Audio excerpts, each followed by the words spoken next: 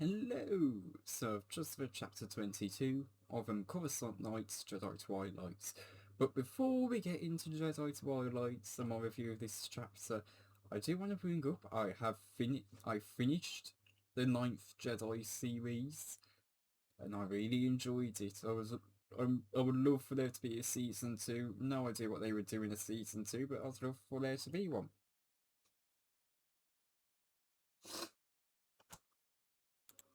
Sorry. Um, So anyway, on to Coruscant Nights. I've just started part 2 of the book, so that's where chapter 22 starts. It's the first chapter of part 2, and we pick up with Caird, who is slowly making his way down to the lower levels of Coruscant. And we're told that he was completely dumbfounded when sorry, I don't know what's going on with my body. I've had to pause it twice. Um, Anyway, he's making his way down to the lower levels gradually. He's in the ship at the start, being brought in by the traffic, guiding things, and we're told that he was completely dumbfounded when he told him that he wasn't going to be punished. And we're told that what Perhy wants Care to do is to go and kill Shizor. Perhy will and of course then Cairds can go to his home world undisturbed. Of course we know Shizor's not gonna die. He's in what was it, the Shadows of the Empire stuff, and that came out that came out in like the 90s, and it takes place after Return of the Jedi, and it features Shizor. So we definitely know Shizor's not gonna die. And I mean, even in this kind of time period, it's in evasive action, which I think takes place. Which I think the ones that Shizor is in those Prey and Endgame take place after Coruscant Nights. So we know Shizor's not gonna die. But still, Caird, he's bringing over he's making his way over to assassinate Shizor, and we're told that Naxxon's now been made aware of the droid's bug eyes, and that it's got valuable information for the Resistance, and in turn that means it's valuable for the Empire. So Perhy has sent Shizor to try and get it, and we're told that the plan is to be as simple and straightforward as possible. And the thing with Shizor is that he thinks in very clever, twisty, turny, manipulating half-truth ways, and very complicated. And so Perhy and Caird are hoping that he's not going to see the obvious that's right in front of his nose until it's too late. Now, Perhy has said that Caird can retrieve the droids, but mainly it's just get rid of them, and that the droids can be helpful in as a bargaining chip with the Empire. But the main thing is to kill the Shizor. And as Caird's making his way over, he sees some droids reconstructing the devastated Coruscant. Sorry if you hear any background noise, I cannot do anything about that now. But I was like, yeah, Caird sees this background noise is really going to annoy me. But sorry, background noise should be sorted now. If you didn't hear it, then it may sound like I'm making a fuss for nothing, but for me it was very loud and very distracting, so I've finally got it sorted out. Anyway, Caird he makes his way past the Imperial Palace, as he's being flown in.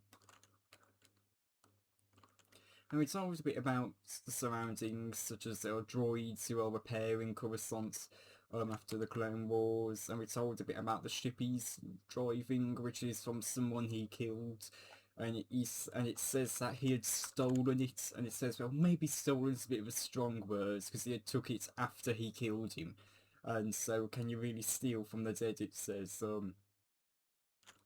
So yeah, eventually he does land, and we're told that he's going to start making his way down to the Yam sector, and of course that's where of course you'll have to be patient. And that's pretty much where we leave off with Caird. And then we pick up with Rahinian, Tyke Rahinian, Haninum Tyke Rahinian. And he's bringing Nick Ross due to a turbo lift. And we're told that, and Nick just seems to be in utter, he just seems, he's just completely quiet. And, Rahinian just does not envy. Can only imagine what the horrors they are putting through. And they make their way close to a turbo lift, and everyone moves out of the way. And we're told a bit about Rahinian, about how he really is just. We've been told this throughout the book, but this chapter really does focus on it when it gets to Rahinian, just on how much he hates humans, about how they're so widespread, how everything is really accommodated to them, including like the transports. You have to be really careful if you're someone who doesn't breathe oxygen to make sure that you're getting the right gases provided to you when you're in a ship, etc. So, and how the slightest bit of protest can really come out of the norm, can really come and can really turn people against you. And it really shows us. And eventually Mahinian makes his way into the turbo lift. Everyone moves aside for him and Nick. And again, we're also told that because of how pretty much shaken and astonished Nick is after that experience with Vader, it seems like the Force cuffs are unnecessary. And he does fall at one point when they're going toward the turbo, when they're walking toward the start of this bit with Rahinian. And Rahinian's almost disgusted to have to touch him. And he makes sure to grab his upper arms and shoulders when he does pick him up and help him to his feet. He doesn't want to make contact with him, with his skin, and even we're told that Rahinian's skin is he really doesn't feel good touching humans. It really hurts him. Anyway, when they're in the turbo lift, there's plenty of room for the other people waiting. The other, what when they referred to as. I've not got the book in hand now, so I can't remember. I can't check. It doesn't really matter now. But one of them just said, one of them, Initiative, just says that, oh, don't worry, we'll get the next one, even though there's plenty of room for them all. And that's where we end the chapter. So yeah, it looks like next time we're picking up with Jackson I-5, but we're going to continue with this chapter. There's not really a whole lot to talk about with this chapter. Again, it's a bit exposition heavy, but in a good way. You know, we're not being told backstories, it's all very plot relevant, and we're now kind of seeing how Caird's storyline connects to the rest of the storylines. It seems like everything in this book is either revolving around Bug Eyes or Jax Pavan. Everyone's looking for them. So, yeah.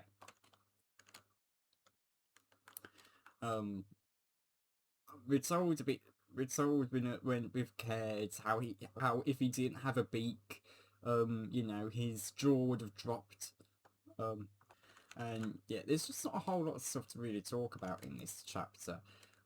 It's mainly just catching us up on how Caird's what the beats with Caird is, telling us basically everything with Caird and what's gonna go on with him. And then we just got a bit that's more just showing us Haninum's revulsion to humans, which is something that we already know, but this one's more dedicated to it. And we see little bits that in it that, you know, are very much delved in racism here. You know, how he's disgusted to have to touch Nick. You know, and he makes sure to touch his clothes, not his skin. That's made very clear in the book. And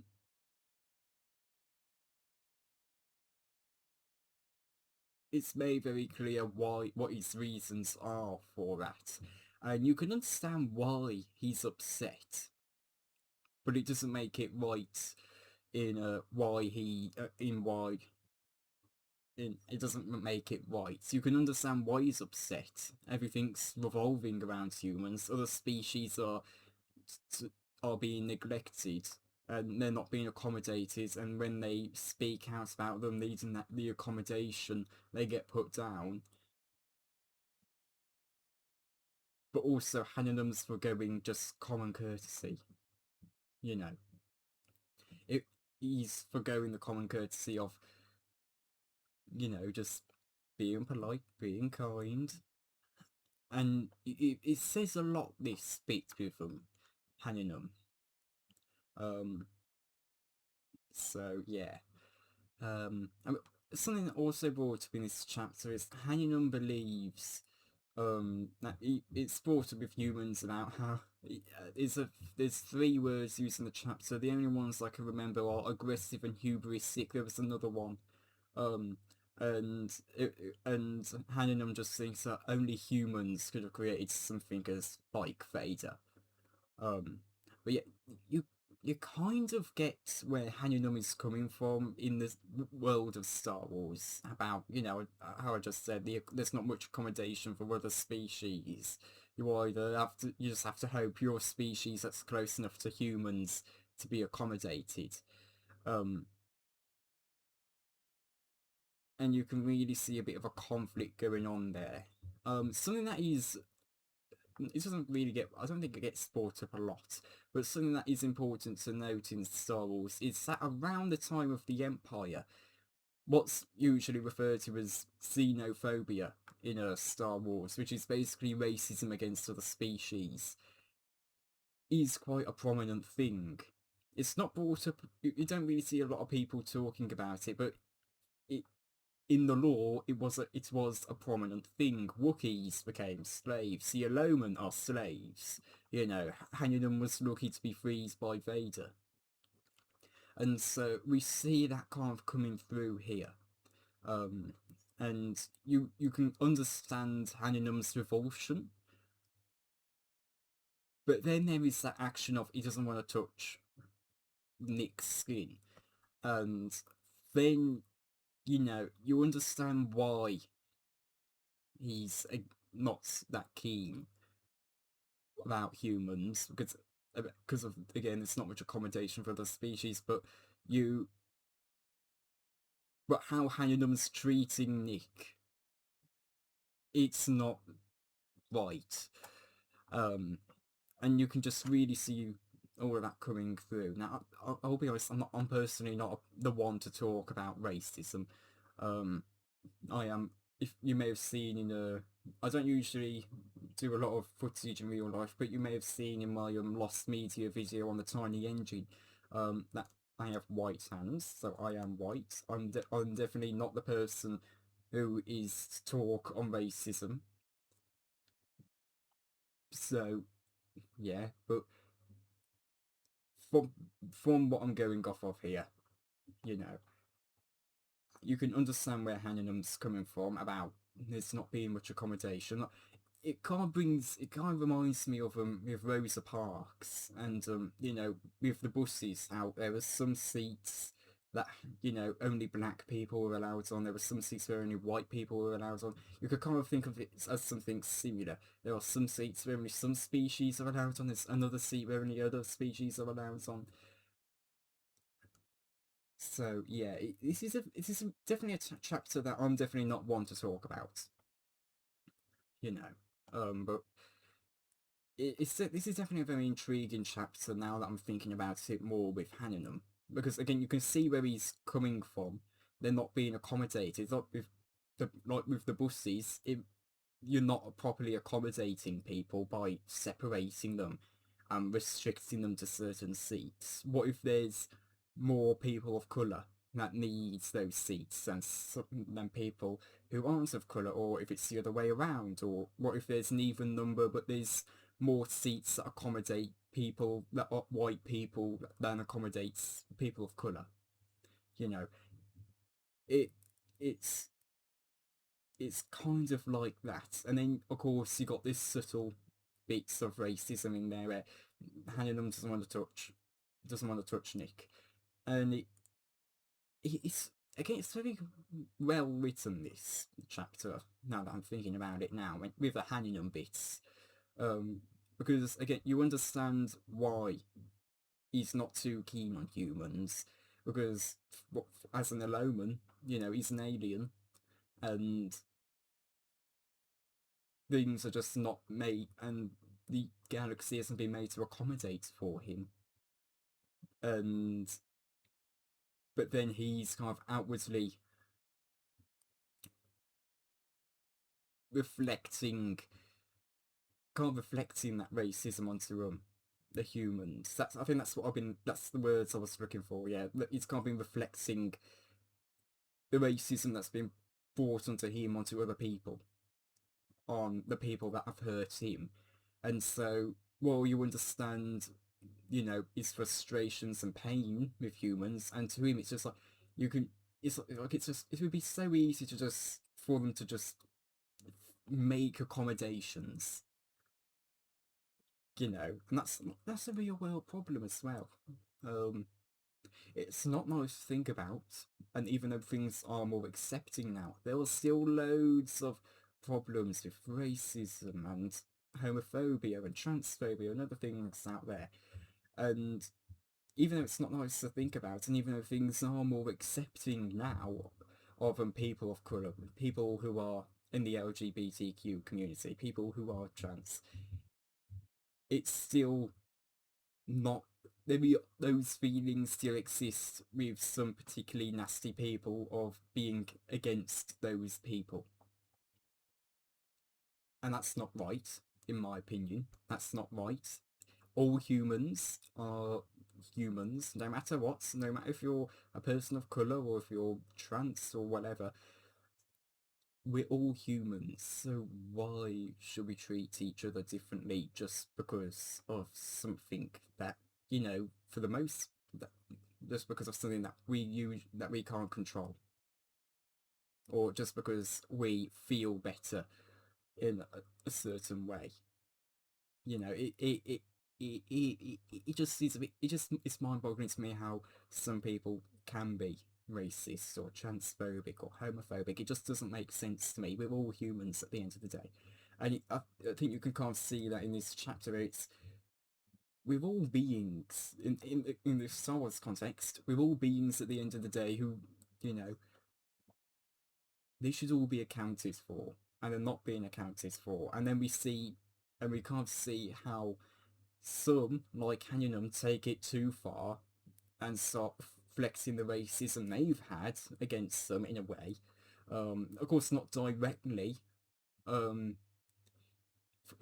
some species, in the Alomans' case, a little bit more directly because they've been put into slavery, and Hannibal was a slave, so yeah. But